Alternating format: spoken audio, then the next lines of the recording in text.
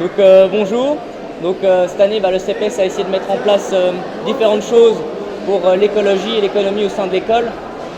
Donc on est parti sur deux aspects. Un aspect où le but c'était de réduire tout ce qui était énergie, etc. Et d'un autre côté c'était d'essayer de protéger un peu en quelque sorte l'aspect de l'école tout en essayant de réduire la chaleur, etc. Donc il y a eu plusieurs choses.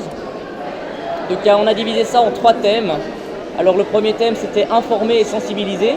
Donc tout d'abord nous avons informé les élèves, nous avons expliqué qu'est-ce que c'était l'écologie, l'économie, etc. pour un peu leur montrer qu'on pouvait faire ça dans toutes les choses de la vie quotidienne. Deuxième chose c'était les activités. Donc on a essayé de faire plein d'activités pour leur permettre d'un peu voir l'écologie au sein de leur école.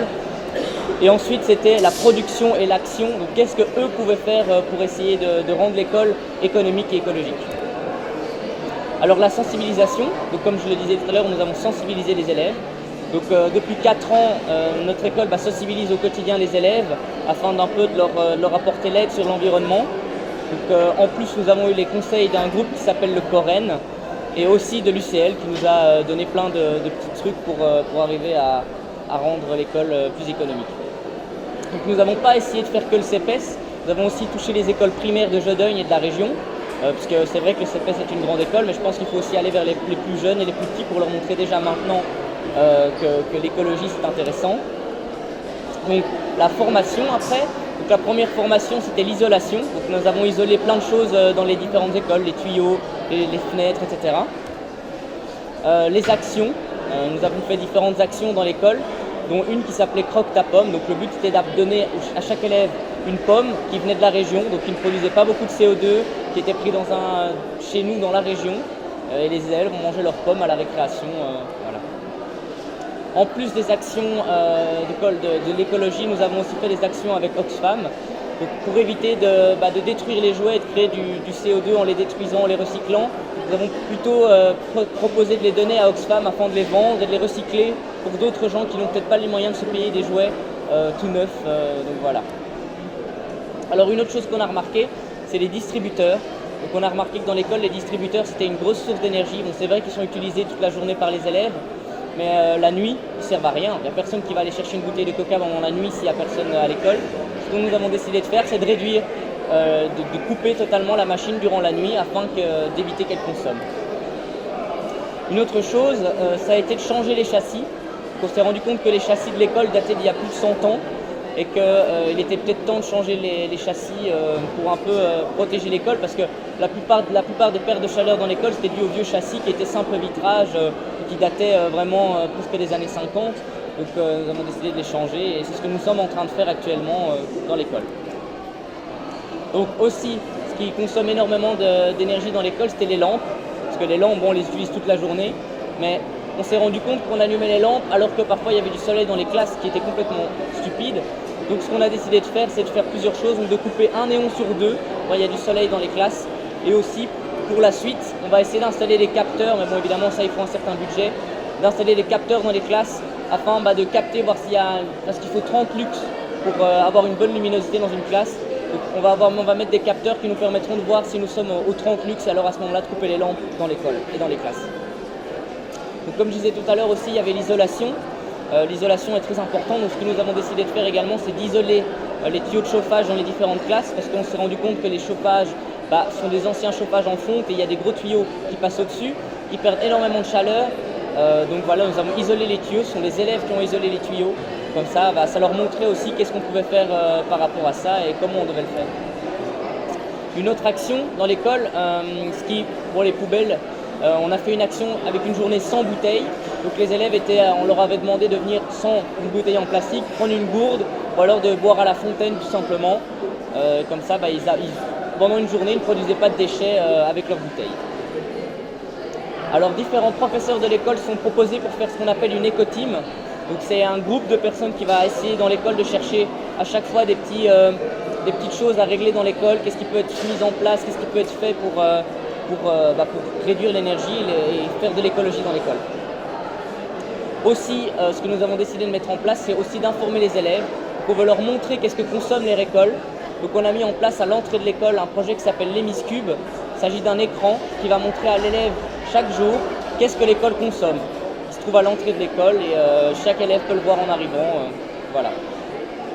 En conclusion, nous avons décidé de faire ce projet déjà pour montrer et aussi à but humanitaire. On voulait montrer aux élèves qu'ils pouvaient mettre en application ce qu'ils voyaient à l'école chez eux aussi, parce que c'est bien de le mettre en place à l'école, mais ce qui est le mieux, c'est de le mettre aussi chez soi. Ça permettra de faire de l'écologie et si tout le monde, petit à petit, fait de l'écologie, ce sera ce petit monde fera un gros monde et on permettra de faire de l'écologie à grande échelle. Donc voilà, merci de m'avoir interviewé. Le thème de cette année, c'était l'univers. Et donc on a dû faire une nébuleuse. Et une nébuleuse, c'est une étoile qui est morte. Et donc on a dû prendre un personnage d'un tableau assez célèbre. Donc moi j'ai pris la Mona Lisa et je l'ai intégré dans mon tableau. J'ai essayé de représenter les teintes. Donc on peut aussi dire qu'on a fait comme technique de l'acrylique et gel médium. Enfin, c'est de la colle quoi, et du papier. Et on a aussi fait un atelier d'écriture en français qui reliait un peu ce qu'on faisait en art, oui. Et on a dû écrire la biographie du fantôme. On a dû l'inventer et ça nous permettait de nous lâcher, d'aller un peu dans nos idées comme ça. Donc voilà, c'est ce que ça donne. Magnifique. Merci, c'est gentil. Here is one of the moments that you love to hate me and you hate you love me so. Because everything simple gets complicated when we don't talk no more. And I understand that you feel this way, and I'm sorry for my actions yesterday, but I can't turn back the fucking time, and I can't get it out of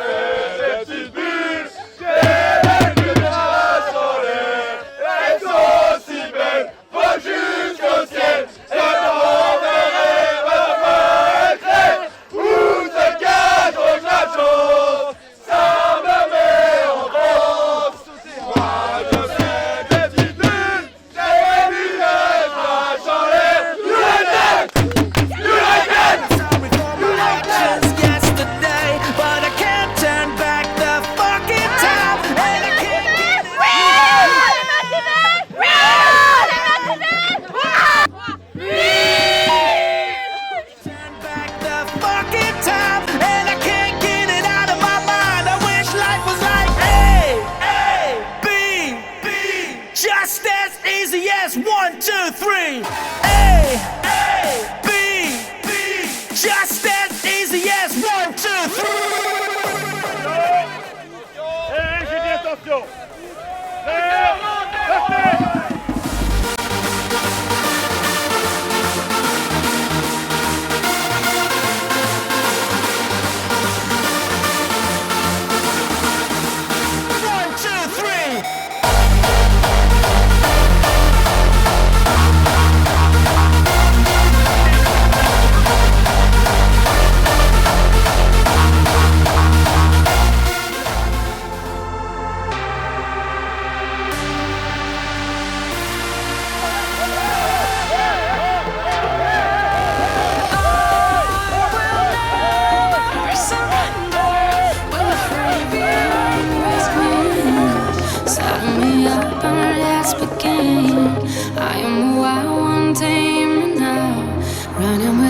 And I'm on the prowl.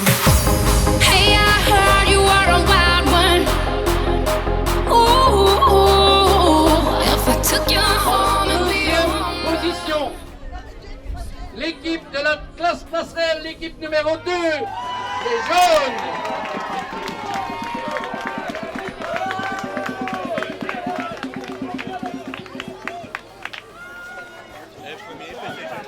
Alors la première équipe est l'équipe qui a remporté, je pense jusqu'à présent, systématiquement la course de brouette. l'équipe des Roses, la section construction grande œuvre.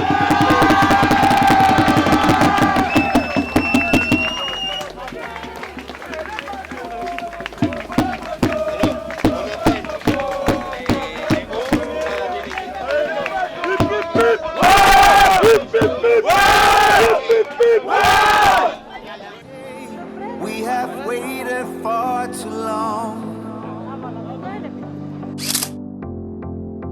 It's time to let it out. You know what it's about. I've waited all to feel the sun.